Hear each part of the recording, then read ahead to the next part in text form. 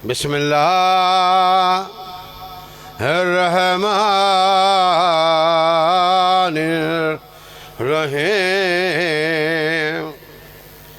सैयदां दा कर कतल ना सामने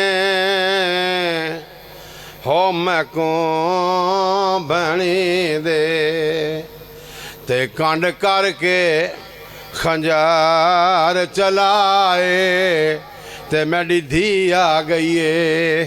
हायो कोल मेरे वो ना हाथ जुल्फा विच पाए। सैयद आंदा ओ क्यों लाश कुंज